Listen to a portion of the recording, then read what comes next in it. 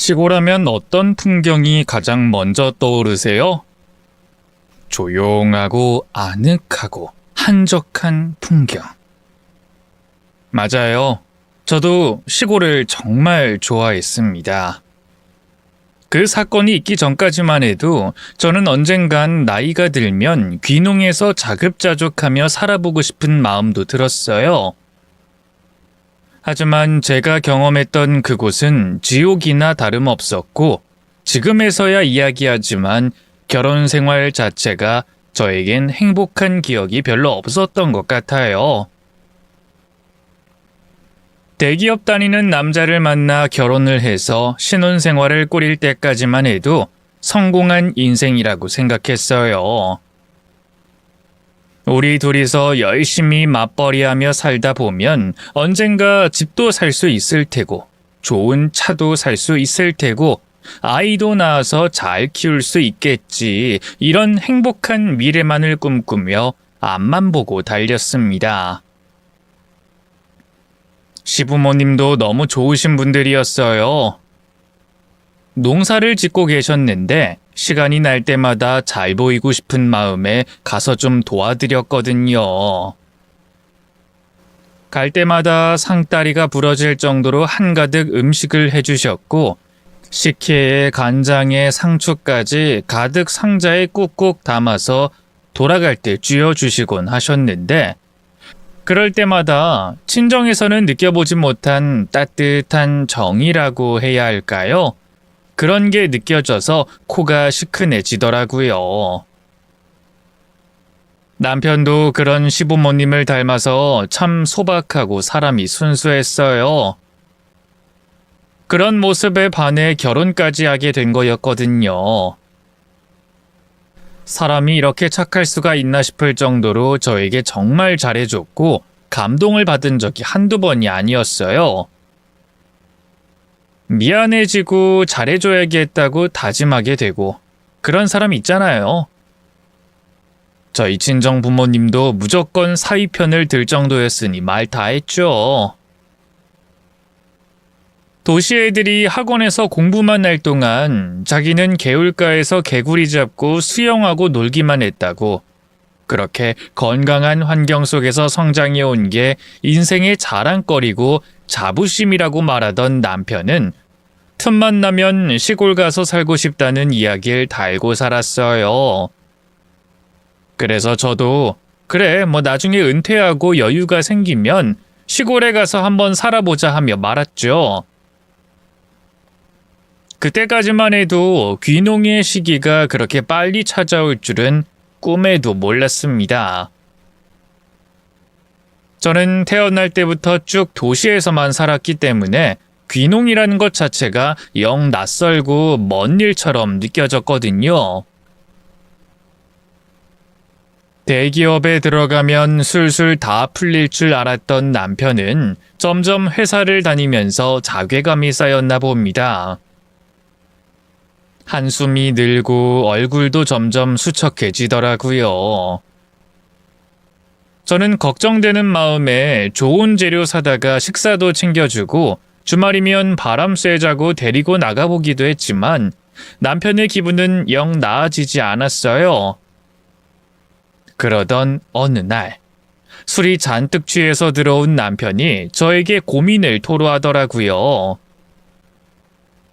김 부장 이놈이 날 아주 타깃으로 정해놓고 괴롭혀. 요즘 회사 출근할 때마다 가슴이 두근거린다니까. 지금 불면증도 생겨서 내가 기분도 오락가락해. 이게 사는 거야? 나 요즘 너무 힘들어. 여보, 그렇게 참지만 말고 인사팀에 얘기 한번 해보는 건 어때? 부서 이동이라든지 지역 이동이라든지 뭔가 조치를 취해줄 거 아니야. 그건 싫어. 자존심이 허락을 안 해. 말로는 부서 이동이지 사실은 좌천이잖아. 회사 내에서 불만 갖고 있는 직원을 곱게 봐줄 리가 있겠어? 인사팀도 다 한통속이야. 결국엔 회사 편이라고. 나도 지금 내 마음을 모르겠어. 이놈의 회사 짜증나서 확 때려치우고 다른 곳 가고 싶은데 그럼 지는 거잖아. 자꾸만 마음의 병이 쌓이기만 하는 기분이야. 그렇게 남편은 회사로 인한 스트레스를 집에서 풀기 시작했고 저도 힘겨웠기 때문에 남편에게 조심스럽게 치료를 권했습니다. 회사를 다니면 다닐수록 병은 점점 커져가고 어느새 바쁘다는 핑계로 치료도 받으려 하지 않았던 남편은 결국 회사를 관두게 됐습니다. 갑작스럽게 상의도 없이 퇴사를 한 것에 대해서 서운함이 좀 있었지만 워낙 힘들었기 때문에 더 이상 덧붙일 거 없이 위로만 해줬네요. 남편은 재취업을 하겠다고 했지만 쉽지 않았고 부부 중 저만 회사를 다니면서 본격적인 외벌이가 시작됐습니다. 정말 죽을 맛이더라고요. 남편이 집에서 살림이라도 잘하면 모를까 모든 게 엉성하고 서툴렀기 때문에 제가 할 일이 몇 배는 더 늘어나더라고요. 이 사람이 도대체가 재취업 준비를 하고 있는 건지 놀고 있는 건지 저로서는 알 수가 없잖아요. 그래서 너무 답답해서 대놓고 물어봤네요. 난 항상 당신을 믿지만 진행 상황을 좀 알 필요가 있을 것 같아서 혹시 취업 준비는 어떻게 되고 있는지 말해줄 수 있어? 그게 노력은 해봤는데 잘 안 되더라고. 요즘 취업 시장이 영 어려워서 말이야.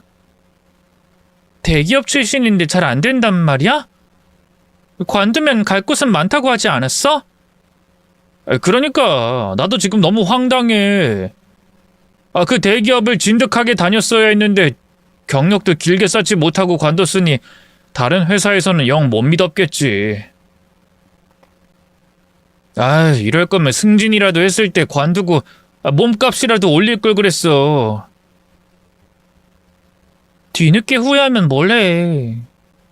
그러게 왜 그렇게 충동적으로 퇴사를 한 건데. 나한테 미리 말이라도 해줬으면 조언이라도 해줬을 거 아니야. 지금 이렇게 된 게 전부 내 충동적인 성향 때문이라는 거야? 내가 어떤 심정으로 회사를 다녔는지 기억 안 나? 나지. 그래서 내가 여태껏 아무 말도 못한 거잖아. 그래도 우린 부부잖아. 같이 미래를 그려나가야 할 사람인데 독단적으로 퇴사하고 통보하는 건 좀 서운했어. 그리고 지금 나 혼자만 열일하고 있는 거 알아? 난 적어도 당신이 하고 싶은 일이 정확하게 있고 그걸 위해 뭔가를 하고 있을 줄 알았어. 어떻게 그동안 면접을 단 한 번도 안 볼 수가 있어? 안 불러주니까 못 본 거지. 나도 내가 이렇게 쓸모없는 놈일 줄은 몰랐어. 그렇게 자책하지 말고 객관적으로 자신을 돌아보자는 거야. 이력서는 냈을 거 아니야. 서류도 합격 못한 거야? 이젠 내가 하고 싶은 일이 그쪽인지도 잘 모르겠어. 솔직히 적성에 맞는 것 같지도 않고 억지로 하는 기분이라고. 난 이런 걸 원했던 게 아니야. 회사의 부속품으로 더 이상 살기 싫어. 그래. 부속품이 되고 싶지 않으면 대체 뭘 하고 싶은 건데? 당신이 진짜 하고 싶은 일이 뭔데? 나 그냥 시골 가서 농사나 짓고 살고 싶어. 이 나이에 귀농을 하고 싶다고? 원래 난 시골 사람이야. 오랜만에 본가 갈 때마다 숨이 트이는 기분이더라. 거기선 뭘 해도 다 잘할 수 있을 것 같고 행복하게 살 수 있을 거라는 확신이 들어. 남들은 도시가 기회의 땅이라고 하지만 난 달라. 난 내 고향이 기회의 땅인 것만 같아서 그래. 그럼 내 직장은 어쩌고? 돈은 어떻게 벌려고? 내가 다 알아서 할게. 이참에 당신도 좀 쉬면 좋잖아. 거기 가잖아? 그럼 다 남자들만 일해. 여자들은 대접만 받고 사는 곳이라니까. 나 거기 가면 진짜로 정신적인 질환도 싹 다 나을 것 같고 몸도 건강해질 것 같아. 나 한 번만 믿어주면 안 될까? 나 정말로 당신이랑 행복해지고 싶어. 우리 언젠가 아이도 낳아야 하잖아. 그러려면 아빠인 내가 건강해야 하고 기반이 잡혀 있어야 하잖아. 책임지고 내가 달라질게. 뜬금없이 시댁이 있는 시골로 귀농을 하자고 하니 저로서는 당황스러울 수밖에 없잖아요. 그리고 저는 그때 한창 승진을 앞두고 있었기 때문에 워커홀릭으로 살고 있었어요. 이 시기에 직장을 그만두고 귀농을 한다는 건 저로서는 엄청난 용기였습니다. 처음엔 남편 혼자 보내고 저 혼자 여기 살면서 주말 부부로 살아볼까 싶다가도 그래도 부부인데 남편이 힘들다는데 아내로서 함께 해주지도 못하면 그게 가족인가 싶은 마음이 들더라고요. 일보다 중요한 건 가족이니까 그렇게 저는 잘 다니던 직장을 그만두고 남편과 함께 시골로 들어가게 됐습니다. 어차피 전세 계약이 얼마 안 남은 시점이었기 때문에 딱히 문제될 건 없었어요. 시부모님도 너무 좋으신 분들이었고 저에게 딱히 관여를 하는 편이 아니셨기 때문에 함께 산다고 해도 부딪힐 일은 없을 줄 알았습니다. 하지만 돌이켜보면 그때 시골로 내려감으로써 남편과 시댁 식구들의 실체를 알게 됐네요. 어쩌면 일찌감치 잘 내려갔던 것 같기도 해요. 그때 경험하지 못했더라면 전 뒤늦게 그들의 속마음을 알게 됐겠죠. 아무리 편해도 시댁은 시댁인지라 한시라도 가만히 있을 수 없겠더라고요. 시부모님께 농사일을 배우면서 하루하루 아주 바쁘게 살았습니다. 이렇게 사는 것도 나쁘지 않겠다. 오히려 회사 다닐 때보다 더 마음이 평온해지는 것 같다는 생각을 하면서도 어딘가 모르게 자꾸만 외롭고 공허해지는 기분이 들더라고요. 가족들 빼고 주변 모두가 낯설었기 때문에 그분들과 친해질 기회도 없었을 뿐더러 영 어색해서 다가가기 쉽지 않았네요. 그 와중에 마을 이장이라는 분은 절 유심히 쳐다보기만 할 뿐 말도 걸지 않으시더라고요. 저를 위아래로 훑으며 하나하나 자세히 쳐다보시는데 그 눈빛이 뭔가 너무 수상쩍더라고요. 저런 사람이 다 있나 싶어서 일부러 슬금슬금 피하면서 시어머니께 "저분 원래 저렇게 뒤에서 몰래 쳐다보세요?" 하고 물었더니 대답해 주시더라고요. "우리 마을 이장인데 원래 사람이 좀 이상해. 속을 알 수가 없어. 음흉한 것 같기도 하고 외지인 오면 특히 좀 그렇게 보더라고." 이장님뿐만 아니라 마을 사람들이 저를 좀 유심히 쳐다보는 느낌을 지울 수가 없었어요. 마치 동물원의 원숭이가 된 기분이랄까요? 거기가 시골 중에서도 더 들어간 인적이 드문 시골이긴 했거든요. 제가 생각한 시골은 동네 사람들끼리 정이 넘쳐나고 여유롭고 마음이 평온해지는 그런 거였는데 제가 생각한 곳과는 조금 다른 분위기에 저도 모르게 위축이 됐나 봐요. 자꾸만 남편에게 의지를 하게 되더라고요. 하지만 남편은 귀농을 하자마자 등에 날개라도 단 듯이 엄청나게 활동을 하며 돌아다니더라고요.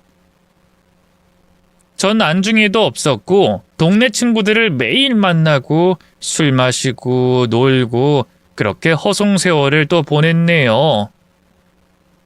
분명 귀농만 하면 거긴 남자들만 일하는 곳이라고 제 손에 물 한 방울 묻히지 않겠노라고 손가락을 걸고 약속까지 하더만 완전 속았던 거예요.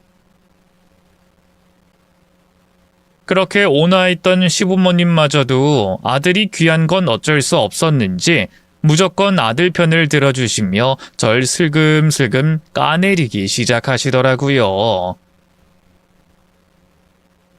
그렇게 순박하고 착하셨던 저희 시어머니께서도 함께한 날들이 많아지자 점점 악독하게 저에게 일을 시키셨어요. 사람이 어떻게 저렇게 180도로 바뀌나 놀라울 따름이었지만 제가 일을 못하니까 잔소리를 하시는 거겠거니 생각하며 참고 또 참았네요.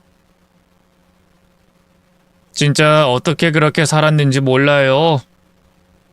새벽 4시에 일어나서 아침밥 준비하고 가족들 밥 차려주고 씻고 정리하고 나가서 밭일하고 또 들어와 점심 챙기고 또 나가서 일하다가 저녁상까지 차리면 몸이 완전히 번아웃 되더라고요.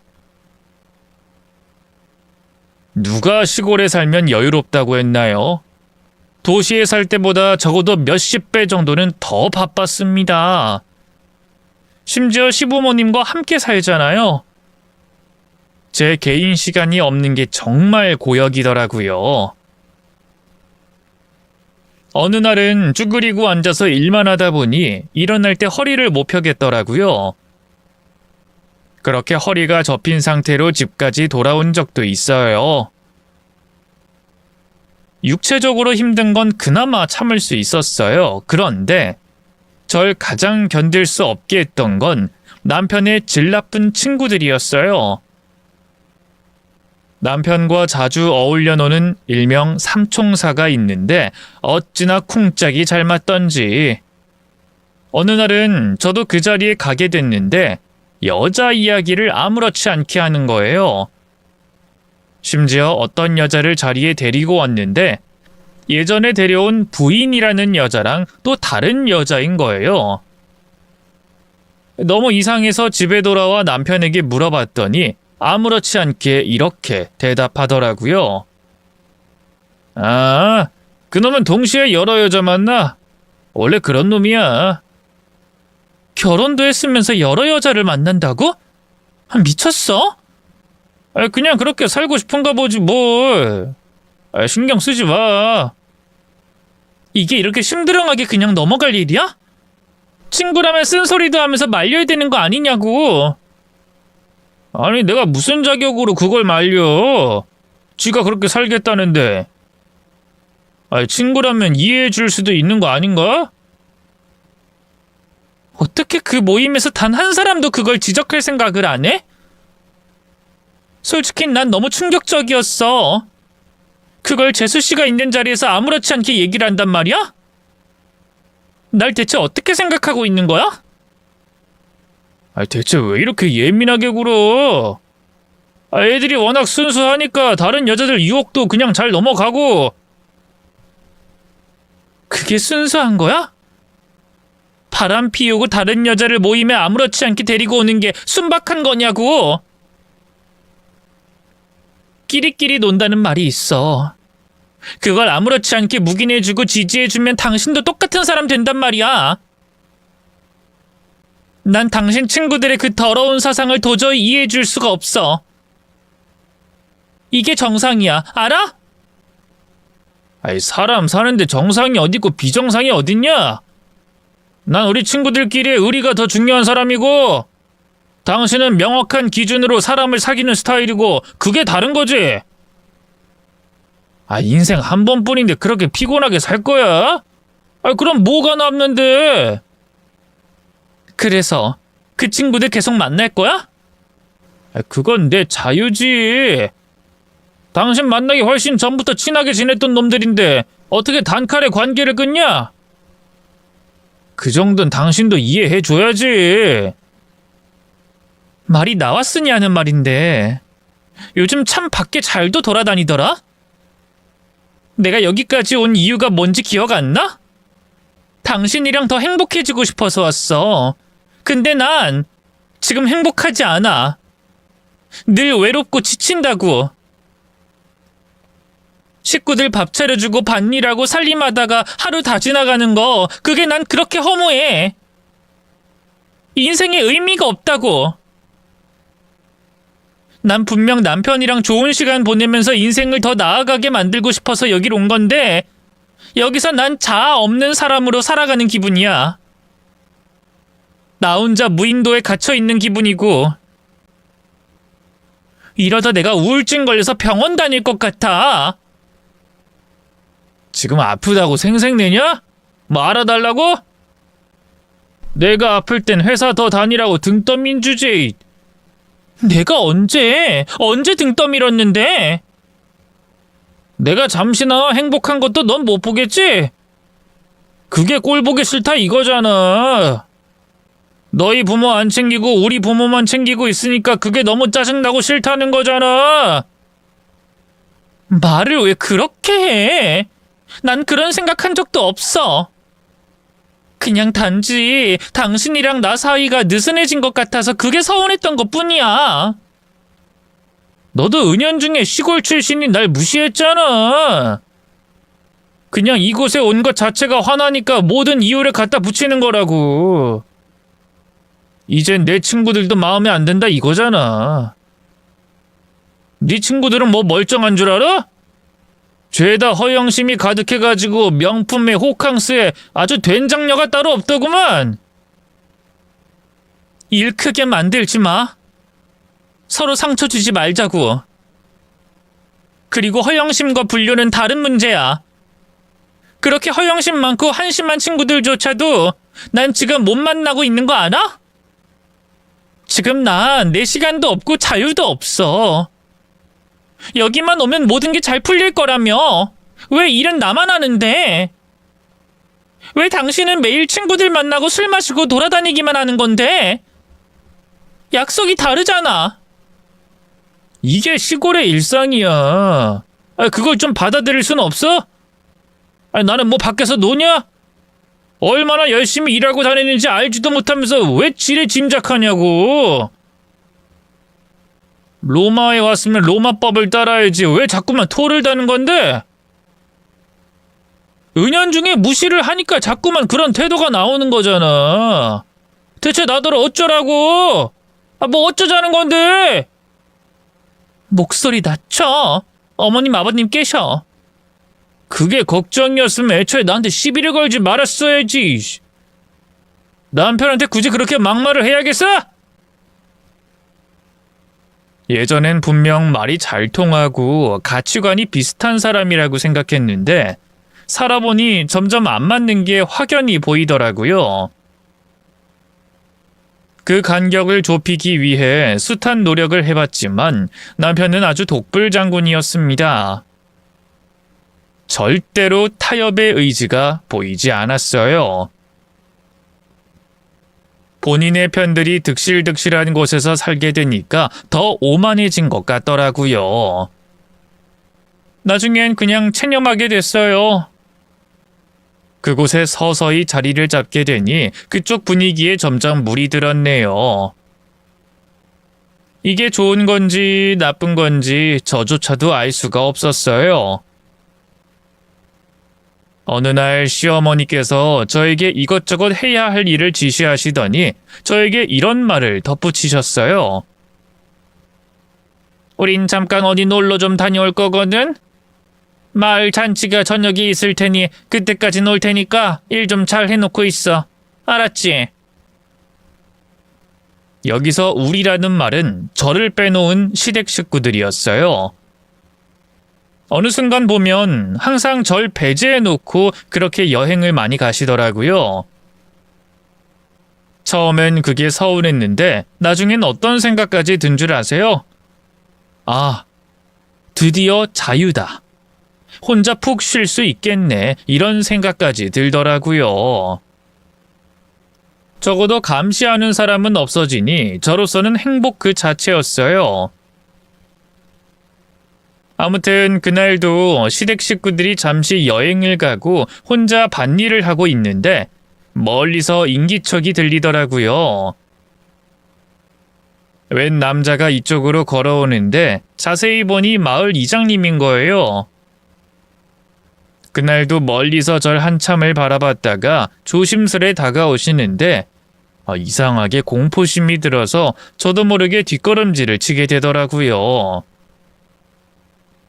재빨리 집에 돌아왔어요. 그랬더니 글쎄 문을 쾅쾅 두드리며 절 부르시는 거예요. 여기 아가씨 말고 아무도 없는 거 다 알아. 문 좀 열어봐. 아니 이게 대체 무슨 상황인 건지, 내가 왜 이 사람을 피하고 있는 건지 저 스스로도 이해를 못하겠더라고요. 그래서 당당하게 문을 활짝 열며 쏘아붙였어요. 무슨 일이신데요? 무슨 일인데 여자 혼자 있는 집에 막 찾아오시냐고요? 용건이 있으면 용건부터 말씀하세요. 네? 할 말이 있는데 우리 집에 좀 같이 가줬으면 해서. 여기서 하시죠. 보시다시피 제가 좀 바빠서요. 아이, 잠깐이면 돼. 여긴 그 사람들이 언제 들이닥칠지 모르잖아. 그 사람들이라면 저희 식구들이요? 식구들 없는 틈을 타서 저에게 기니 할 말이 있으시다는 건데 전 그 의도가 너무 의심스러운데요. 별로 듣고 싶지 않네요. 가주세요. 잠깐만. 아니, 그게 아니라 이 동네에서 아가씨만 모르는 비밀이 있어. 그래서 말을 해주려고 했지. 눈치챘을진 모르겠지만 내가 이 집 사람들이랑 사이가 별로 좋지가 않아. 그래서 교류도 없고 영 어색해서 아가씨한테도 말도 못 걸고 있었는데 지금이 아니면 말을 해줄 틈이 나지 않을 것 같아서 그래. 댁이 어디신데요? 저쪽 큰 길에 있어. 멀지 않아. 금방이야. 그 눈빛만큼은 진심인 것 같아서 저도 모르게 홀린 듯 마을 이장님을 따라 댁으로 가게 됐네요. 저만 모르는 비밀이 있다고 하니 너무 궁금하잖아요. 마을 이장님 댁은 규모가 꽤 컸어요. 마당이 넓더라고요. 문을 활짝 열어주시며 들어오라고 하는데 맛있는 냄새가 문 앞까지 나서 물어봤어요. 요리 중인 건가요? 오늘 마을 잔치가 있으니까. 그렇게 집에 딱 들어간 순간 살짝 멈칫했어요. 마을에 사는 여자들 대부분이 거기서 요리를 하고 짐을 나르고 일을 하고 있는 거예요. 그 광경이 뭐랄까, 저로서는 좀 무섭게 느껴졌어요. 모든 여자들의 얼굴에 표정이 하나도 없었거든요. 제가 멍하니 그 풍경을 지켜보기만 하니까 이장님이 말을 거시더라고요. 마을 잔치는 1년에 6번을 넘게 여는데 그럴 때마다 매번 일하는 사람만 하고 있지. 죄다 여자들 뿐이네요? 그렇지. 여긴 원래 이런 곳인가요? 생각해보니 여기 계신 여자분들이랑은 단 한 번도 말을 섞어보지 못했어요. 다들 수동적이기도 하고 말도 안 하고 일만 열심히 하던 모습만 떠올라서. 요즘 시대가 변하고 있다곤 하는데 여긴 하나도 변한 게 없어서 그렇지. 외지인들이 큰맘 먹고 귀농하러 오면 유독 엄격하게 굴고 돈 많은 사람들한텐 돈 뜯어내고 여자들은 죄다 일만 시키는 게 이 마을의 법칙이야. 딱 보면 평화로워 보이지? 살만한 것 같지? 그런데 여긴 보이지 않는 신분제도가 있어.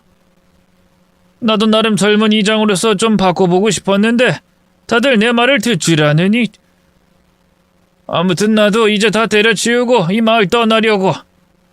아가씨 시부모랑은 약간의 돈 문제 때문에 다투다가 틀어지긴 했는데 그 돈 다 필요 없으니 그냥 가지라고 해. 더러워서 포기한다고. 아가씨가 이 마을 분위기에 대해서 아무것도 모르는 것 같아서 안타까워서 하는 소리야. 처음엔 다 꼬셔서 데리고 오지. 근데 다 이 모양이야. 머슴 구하듯이 데려와서 지치면 버리고 또 하나 데려오고. 이 마을 남자놈들 하나도 믿을 게 못돼. 나도 딸이 있는데 일찌감치 다른 지역으로 보내버렸어. 그리고 보아하니 애는 아직인 것 같은데 남의 자식을 친자식처럼 키울 수 있겠어? 아이, 고생이 구만이잖아. 성격 더러운 시부모 밑에서 남의 키우며 계모로 사는 것보다야 일찌감치 헤어지고 다른 곳 가서 사는 게 낫지 않겠어? 아이, 청춘이 아까워서 그래. 네? 아이, 그게 무슨 말씀이세요? 남의 자식이라뇨? 계모라뇨? 역시 모르고 있었네. 내 그럴 줄 알았어. 아무튼 내가 해줄 말은 여기까지니까 집에 가서 잘 생각해봐. 이놈의 이장직 더러워서 때려치우려니까. 저기 이장님, 그러지 마시고 자세히 좀 말씀해 주세요. 저희 가족에 대해서 저는 아무것도 몰라요. 너무 답답하다고요. 아니 그 인간들도 참 사악하네. 그걸 아직도 며느리한테 말을 못했던 거야? 아들이 딴 집에서 살림까지 차렸는데 그걸 입국 다물고 있으면 뭐 어쩌려고. 에휴, 하여간 한심해. 제 남편이 딴 집에서 살림을 차렸다고요? 이 마을 남자들 믿을 게 못 된다고 아까도 얘기했잖아. 걔집 만나고 몇 년 살다가 버리고 또 데려오고 반복이야. 그거 지들끼리 감싸주고 숨겨주다 보니 다들 쉬쉬할 뿐이지. 알만한 사람들은 다 알지. 그리고 살림뿐이겠어. 그 여자랑은 애도 낳았지. 그게 벌써 한참 전일걸. 아가씨 만나기도 전일이야. 그래서 난 그놈이 다 알리고 나서 재혼한 줄 알았지. 근데 보아하니 영 모르는 눈치길래 설마 한 거지. 아무튼 그놈은 총각 행세하면서 아가씨한테 접근했던 거야. 아유, 그놈 참 무섭네. 그 여자 지금 어디 있는지 알아요? 친자까지 나왔다는 그 여자 제가 직접 확인을 좀 해봐야겠어요. 이 동네는 무서운 게 소문이 참 빨라. 어디 사는지 이미 쫙 퍼졌지. 가까운데 살림 차려놓고 살더라고. 아마 그놈이 여기 온 것도 지 자식 챙기려고 온 거겠지.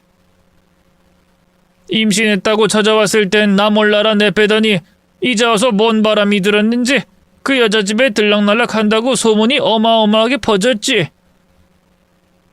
근데 이 마을 사람들 웃긴 게 아가씨한텐 입국 다물고 있잖아. 에이, 다들 아주 못된 사람들이야. 제가 사정하니까 이장님께서 주소 하나를 알려주시더라고요. 이걸 알려주는 게 맞는 건지 모르겠다며 망설이셨지만 전 눈이 뒤집혀서 이성적인 사고를 할 수 없는 상황이었습니다. 바로 그 주소를 향해 달려갔고 문을 쾅쾅 두드렸어요. 그랬더니 힘없이 축 처진 한 여자가 절 맞이해 주더라고요. 그리고 그 옆에는 남자애 한 명이 있었어요. 딱 보는 순간 이장님이 했던 말이 거짓말이 아니구나 느꼈던 게 제 남편과 분위기가 너무 닮은 거예요. 좌절스럽고 황당하고 어이가 없었지만 가장 큰 감정은 궁금증이었어요. 그래서 그 여자를 붙들고 이것저것 물어봤지만 그 여잔 천연한 표정으로 일관한 뒤 아무것도 말해주지 않았어요. 그러더니 알 수 없는 말을 하더라고요. 아무것도 말해줄 게 없어요. 나중에 알게 될 거니까 좀 기다려 주실래요? 저도 지금 너무 힘들어서 그래요. 이게 대체 무슨 상황인지 이해조차 할 수 없었네요. 결국 그 여자에게 아무런 이야기도 듣지 못한 채로 발걸음을 돌렸습니다. 그렇게 홀로 집에 돌아오는 내내 생각하고 또 생각했어요. 여태껏 이상하게 느껴졌던 일들이 생각나면서 퍼즐 맞추듯 딱 완성이 되더라고요. 왜 그렇게 귀농에 집착을 했는지, 왜 그렇게 날 소외시키고 자기들끼리 편을 먹었는지 다 이유가 있었더라고요. 저 혼자 속은 거잖아요. 그래놓고 절 부려먹고 노예 취급을 하고 있었던 거잖아요. 배신자들과는 더 이상 상종도 하고 싶지 않아서 시댁에 가자마자 바로 짐부터 쌌습니다. 그 와중에도 집에 돌아와 저에게 일도 제대로 해놓지 않았다고 화를 내고 삿대질을 하는 시어머니를 보며 또다시 마음을 굳게 다짐했네요. 그렇게 저는 시댁 식구들이 마을 잔치에 가고 아무도 없던 그때를 틈타 야반도주를 시도했습니다. 하지만 문제는 그때부터 시작됐어요. 이정표 하나 없는 길을 계속 걷고 또 걷고 있는데 낡은 오토바이 하나가 절 따라오는 거예요. 아니나 다를까 제 남편이었습니다. 너무 놀라서 굳고 말았어요. 어떻게 제가 있는 곳을 따라온 건지. 어쩌면 이 마을에 있는 사람들의 눈이 CCTV가 되어 절 쫓았을 수도 있겠다는 생각에 무서운 감정이 확 들더라고요. 남편은 위협적인 표정으로 저에게 물었어요. 어디 가냐? 뭘? 어디 가냐고. 지금 들고 있는 거 짐이잖아. 잠깐 급한 일이 있어서 친구가 상을 당했다고 해가지고. 친구 누구? 그런 게 있으면 나한테 말을 하고 가면 되잖아. 그리고 당신은 거짓말하면 얼굴에서 티가 나. 솔직하게 얘기해. 어디 가는 중이었어? 그걸 내가 왜 당신한테 말해야 되는데? 당신은 나한테 숱하게 거짓말해왔잖아. 뭔 말이야? 나 다 알아. 당신한테 여자 있었던 거.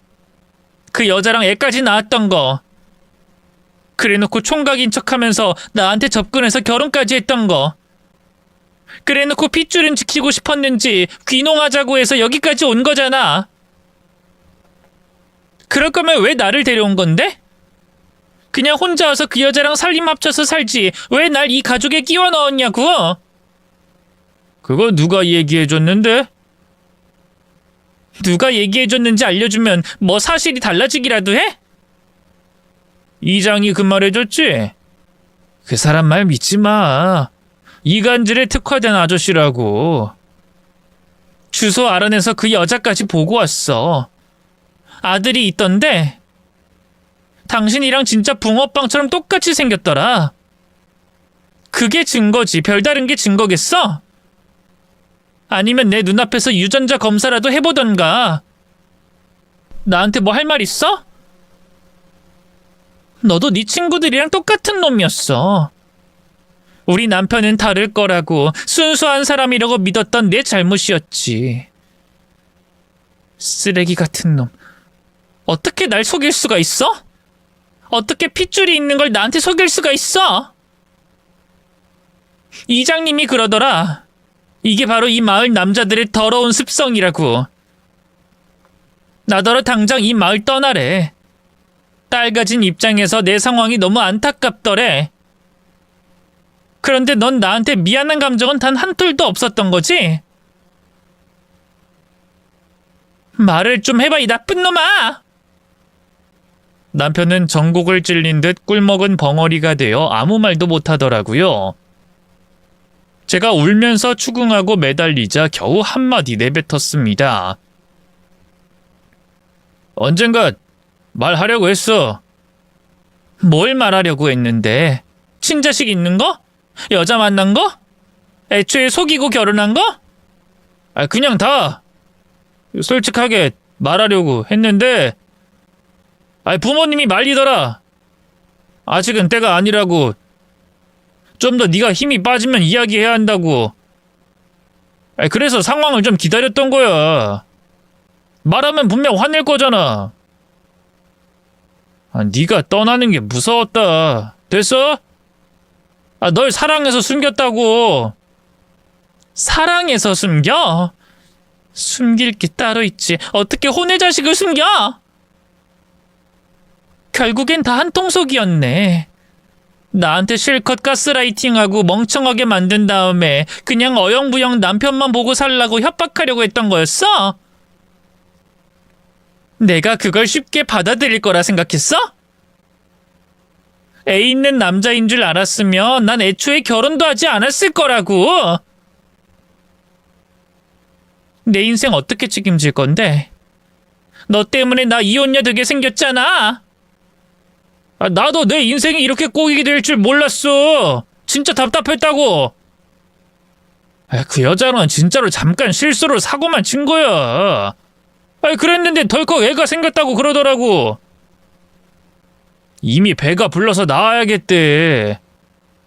그렇게 대책 없는 여자를 아내로 받아들이는 것도 힘들었고 집안 반대도 심했고. 그냥 아빠로서 책임만 좀 질 테니까 혼자 키워달라고 했어. 그건 그 여자도 오케이한 상황이었고. 아니, 내 앞날이 창창한데 어떻게 처음 만난 시골 여자랑 결혼 생활을 할 수 있었겠어? 아니, 당연히 싫었지. 아니, 관계는 거기서 끝났어. 아니, 따지고 보면 결혼 안 한 건 맞는 거니까. 미혼이나 마찬가지니까. 아, 애는 그쪽이 책임질 거니까 난 그냥 새롭게 출발하면 되는 줄 알았어. 아, 우리 부모님도 그렇게 하길 원하셨고. 그렇게 해서 당신을 만난 거야. 그 여자랑은 그냥 사고만 치고 끝난 사이였지만 당신이랑은 진짜로 사랑을 했고 내 평생을 함께하고 싶은 마음이 들어서 결혼식까지 올린 거라고. 근데 당신이랑 살다가 연락을 받았는데 그 여자가 글쎄 말기암에 걸렸다고 하잖아. 자기가 죽으면 애가 오갈 곳이 없대. 나더러 책임을 지래. 그때부터 눈앞이 캄캄해지기 시작했어. 애가 나타난 순간 난 당신한테 모든 걸 털어놔야 하는 거니까 너무 고민이 되더라. 일단 내 핏줄이니까 그 애가 자꾸만 눈에 밟히더라고. 그래서 옆에서 지켜보면서 그 여자 건강 상태를 좀 살피고 싶었어. 그래서 귀농하자고 한 거야. 아이, 솔직히 나 몰라 도망가면 그만이었지만 난 책임감을 가진 아빠니까 고민한 거였다고. 우리 부모님 입장에서도 어쨌든 하나뿐인 손주니까 걷어주길 원하셨어. 어차피 우리 아직까지 임신도 못하고 있잖아. 우리 둘이서 그 애를 키우면서 살아가는 게 최선의 방법이라고 생각하고 조금씩 당신의 마음을 떠보기로 한 거였어. 이제 진짜로 다 털어놓은 거야. 당신한테 거짓말한 거 이제 하나도 없어. 맹세해. 그러니까 네가 싸지른 똥을 나더러 대신 치워달라는 거잖아. 남의 애를 나더러 키워달라고? 그게 말이 돼? 내가 왜? 아니, 그거야 당신은 내 아내고 여자기도 하잖아. 모든 여자들은 모성애가 기본적으로 탑재돼 있는 거 아니야? 그 애를 잠시만 맡아보면 없던 정도 생길걸? 아이, 상황이 너무 불쌍하잖아. 아이, 그렇다고 애를 보육원에 보내냐? 우리 집안의 장손이나 마찬가지인데 어떻게 그렇게 가차없이 버릴 수가 있어? 만약 딸이었어 봐. 바로 보육원에 보냈겠지. 내 말이 틀려? 그나마 아들이니까 버릴 생각 못하고 걷어줄 생각부터 하는 거겠지. 가부장적인 당신네 집안 마인드 이젠 아주 찌긋찌긋해. 그리고 난 네 자식을 책임져줄 노예가 아니라 언제든 이혼 서류에 도장을 찍을 수 있는 동등한 사람이라는 거 잊지 마. 대화를 좀 나눠보니 어떤 사고방식으로 살아왔는지 알만하네. 난 이만 빠져줄 테니까 잘난 너희 집안 사람들이랑 애 하나 키우면서 아주 행복하게 사세요. 바로 그때였어요. 멀리서 시부모님이 뛰어와 절 붙잡더라고요.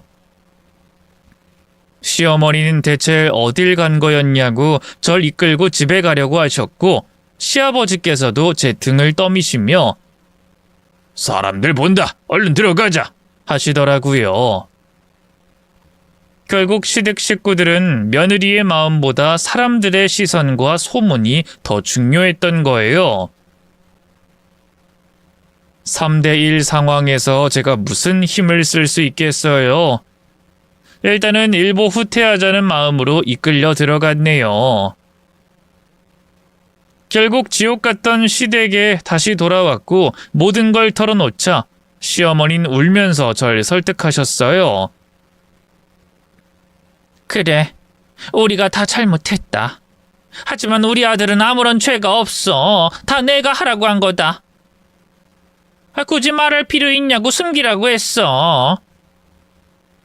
따지고 보면 결혼식도 안 올리고 딱 한 번 그렇게 실수한 거니까 아무런 감정은 없는 거잖니. 자고로 결혼은 말이다. 서로 감정이 통해야 이루어지는 거란다. 우리한테 그쪽은 늘 짐이었고 장애물이었어. 그것만 빼면 모든 게 완벽한 아들인데 부모된 마음으로 얼마나 안타까웠겠니? 우리가 사과할게. 하지만 너도 잘못한 게 있어. 어떻게 그렇게 우리한테 말 한마디 안 하고 도망을 갈 생각을 해? 그럼 우리가 너무 서운하잖아. 더 이상 말 섞을 필요가 없을 것 같아서 그랬어요. 전 거짓이 들어간 결혼 생활은 진정한 사랑이 아니라고 생각하거든요. 저 이 결혼 이만 끝내겠습니다. 그러니까 절 이제 좀 놓아주셨으면 좋겠어요. 아이 그래, 끝내든 말든 그건 네 자유지. 하지만 일단은 시간을 좀 가지도록 해라. 그 애를 한번 보고 시간도 좀 보내보고 함께 살붙이고 정들이다 보면 어느새 아들처럼 느껴질 거다. 아이 꼭 배 아파 낳아야만 자식은 아니잖아. 어차피 너도 지금까지 임신도 못하고 있잖아. 오히려 잘 된 거 아니니?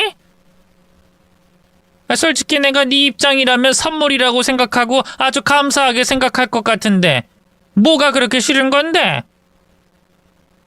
혼의 자식이 감사한 선물이라고요? 저한텐 재앙처럼 느껴지는데요. 그게 어떻게 선물일 수가 있죠? 전 한순간에 배신당한 건데? 귀한 내 손자한테 재앙이라니! 어떻게 그런 말을 할 수가 있어? 그리고 무슨 여자가 그렇게 입이 험해? 남자가 살다 보면 다른 데서 실수도 좀 하고 그럴 수도 있는 거지. 그래야 인간적이지. 인간적인 게 아니라 한심한 거겠죠. 일반적인 남자들은 밖에서 애까지 싸질러 놓고 총각 행세하고 세장가 안 가요. 며느리 주제 어디서 말대답이야? 고분고분 말 잘 듣고 애가 착한 것 같아서 받아줬더만 아주 못돼 먹었네. 넌 인정머리도 없니? 그 친모가 암이라잖아. 곧 세상 떠난다고 하잖아. 혼자 남겨질 애가 얼마나 불쌍하니? 네가 그의 입장이 된다고 생각해봐. 얼마나 세상이 막막하고 힘들겠어. 결혼을 했으면 아내로서 책임감을 가져야지. 신랑이 위기에 처했다고 나 몰라라 홀랑 도망을 가겠다 이거야? 너 집에서 가정교육 그따위로 받았어? 같이 이겨낼 생각을 해야지 감히 야반도주를 해? 아들도 못 낳는 주제 아주 성격도 지랄맞고 뭐 하나 내세울 거 없네. 이런 형편없는 애를 내가 며느리로 계속 데리고 있어야 하니? 그럼 데리고 있지 마세요. 도망가겠다는데 굳이 붙잡고 데리고 온 건 어머님이잖아요. 왜요? 아들 혼자 혼의 자식 떠맡아야 할까봐 걱정되세요? 애는 여자가 키워야 하고 밥하고 빨래해줄 노예가 필요한데 그런 여자 요즘 찾기 힘드신가요? 그래서 미리 작업을 쳤던 거겠죠. 제가 그 정도도 모를 것 같나요? 이제 와서 혼의 자식 고백하면서 당당하게 굴면 차마 결혼 생활 깨지 못하고 끝내는 운명을 받아들일 거라 생각하셨나 보죠? 안타깝지만 전 이혼이 무섭지 않아요. 남들 시선 따위 아무런 신경도 쓰지 않거든요. 저 이혼하겠습니다. 그리고 제 인생 알아서 살 테니까 이제 관여하지 말아주시죠. 그리고 혼외자 있는 걸 숨긴 건 명백한 유책 사유가 되는 거니까 소송 걸겠습니다. 뭐? 소송? 네가 감히 내 아들한테 소송을 걸어? 이혼은 무슨 이혼? 절대 안 돼! 며느리로 이 집안에 들어왔으면 책임을 져야지. 그게 사람으로서 해야 할 도리지. 그때부터 진정한 고난의 시작이었어요. 그 마을을 탈출한다는 건 제 모든 것을 내려놓고 시댁과 맞불 작전으로 부딪혀야 겨우 가능한 것이더라고요. 시댁 식구들은 끊임없이 절 설득하고 타이르며 놓아주려고 하지 않았고 철창만 없을 뿐이지 그건 감옥이나 마찬가지였어요. 어느새 보니 제 핸드폰도 없더라고요. 또 어디 연락할까봐 몰래 숨긴 모양이었어요. 어쨌든 시부모님은 저더러 한 달만 더 생각해봐라. 2달만 더 생각해봐라. 분명히 생각이 달라질 거니까 좀만 참아봐라 하시면서 저를 서서히 옥죄었습니다. 만약 멘탈이 약한 사람이라면 금방 무너지고 넘어갔을 것 같아요. 그 정도로 사람을 지치게 만들더라니까요. 그렇게 설득의 탈을 쓴 협박을 받은 지 오래된 어느 날, 모두가 잠든 새벽에 누군가 집 앞에서 서성이는 소리가 들리더라고요.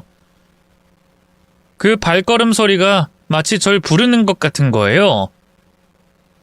그래서 깊게 잠든 남편을 확인하고 바깥으로 나가봤어요. 그랬더니 문 앞엔 마을에서 묵묵히 일만 하던 여자 한 명이 서 있더라고요. 저랑은 통성명도 하지 않은 사람이었어요. 그 여잔 대뜸 핸드폰을 내밀며 이렇게 말하더라고요. 이걸로 친정에 연락해요. 네? 도움 필요하시잖아요. 여기서 빠져나가고 싶은 거 아니에요? 다들 잠기 밝아요. 깨기 전에 얼른요. 저기 구석에 가서 조용히 통화해요. 아, 네, 감사합니다.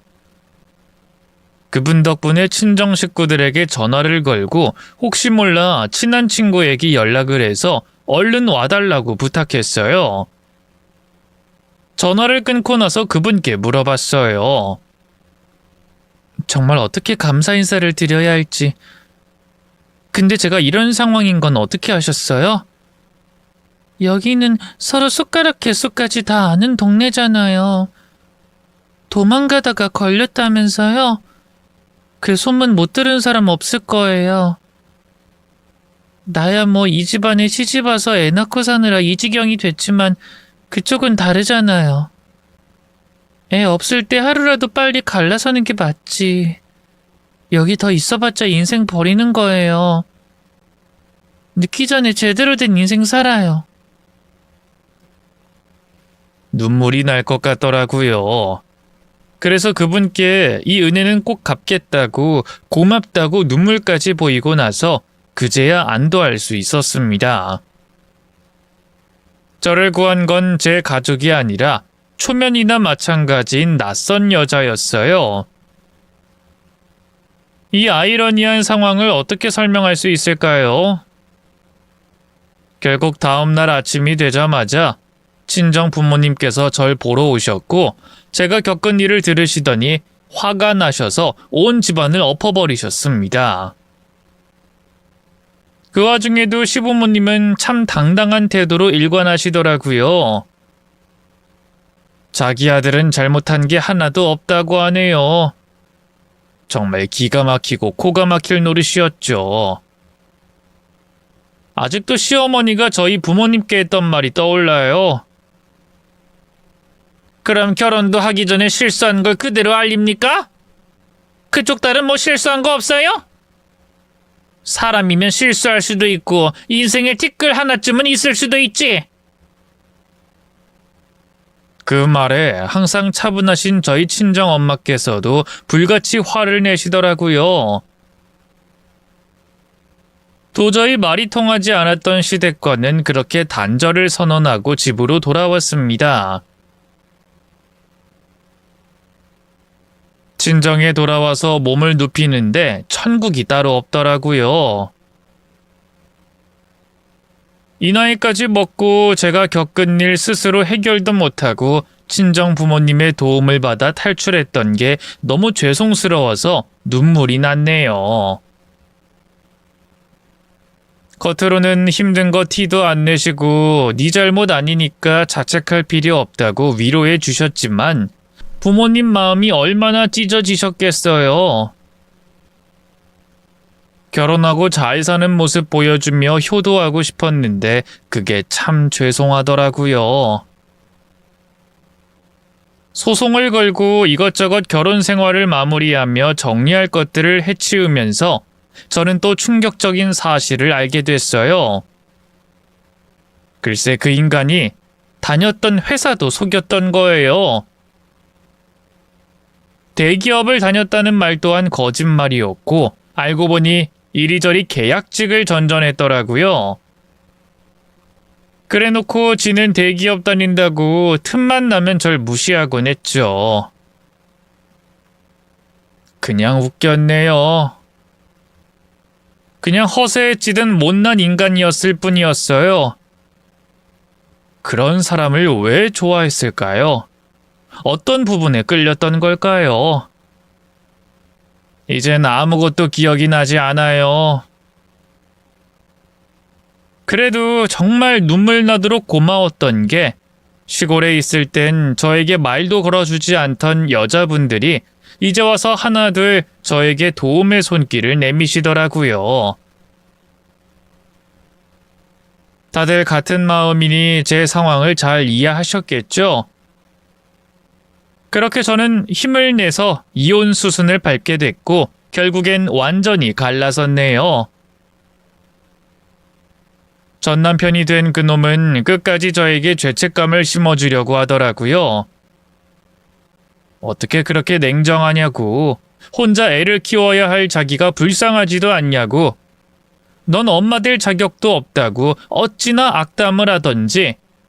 대답할 가치도 없는 것 같아서 그냥 조용히 듣기만 하다가 연락처를 차단했네요. 정말 어마어마한 미친 집안 아닌가요? 아니 거짓말 한 걸로 모자라서 남의 애를 키우라니요. 아무리 보수적이고 가부장적인 사람들이라 해도 어떻게 얼굴색 하나 안 변하고 그런 요구를 할 수 있는 거죠? 애초에 남편의 친구들을 봤을 때 느낌이 쎄했는데 그때 갈라서야 했던 게 맞았나 봅니다. 끼리끼리는 진리고 과학이라는 사실 여러분도 잊지 않으셨으면 좋겠어요. 아무튼 전 이혼 후 아주 정상적인 생활을 하게 됐습니다. 다시 직장을 구해서 다니기 시작했고 열심히 돈을 모아서 독립도 했네요. 저는 노후에도 친구들이 많은 익숙한 곳에서 제 생활을 영위하면서 행복하게 살 생각이에요. 물론 아주 나이스한 남자가 나타난다면 재혼을 생각해 볼 필요는 있겠지만 아직은 혼자가 편하고 좋습니다. 만약 재혼을 하더라도 저를 포기하면서까지 희생하고 싶진 않네요. 사랑한다면 서로 존중해줘야 하는 게 맞는 거잖아요. 저로 하여금 정신을 바짝 차리게 해준 마을 이장님께는 따로 감사했다고 인사도 드리고 선물도 보내드렸어요. 그분도 이장직을 내려놓고 다른 곳으로 이사를 가셨다고 하더라고요. 그리고 제가 좋은 선례가 됐는지 그 마을 여성분들 중에 이혼을 한 집안이 2집이 더 있던 걸로 알아요. 어쨌든 전 남편은 꼼짝없이 아이를 혼자 걷어들이게 됐네요. 손 하나 까딱 안 하던 놈인데 아빠 역할이라고 하겠어요? 아마 시어머니가 아들 고생시키고 싶지 않다고 홀로 그 일을 떠맡으시겠죠. 뻔해요. 전 그저 그 집안의 시어머니의 역할을 대신할 사람으로 갔던 것 같아 아직도 분하네요. 그리고 아직도 그런 생각으로 며느리를 들이는 곳이 있다는 게 믿을 수가 없습니다. 지금이라도 정신을 좀 차렸으면 좋겠네요. 어쩌다 보니 이혼녀 꼬리표를 달게 됐지만 어쩌겠어요. 제 실수를 인정하고 앞으로 더 정신 똑바로 차리고 살아야죠. 그래도 이혼이 무서워서 그 남자랑 사는 것보다는 지금이 훨씬 더 나은 삶이라고 믿습니다. 적어도 지금은 제 인생에 만족하고 행복하거든요. 저를 도와주신 모든 분들에게 감사하다는 인사를 전하며 사연을 마무리할게요. 우리 모두 행복할 수 있는 선택을 하며 긍정적으로 살아봅시다.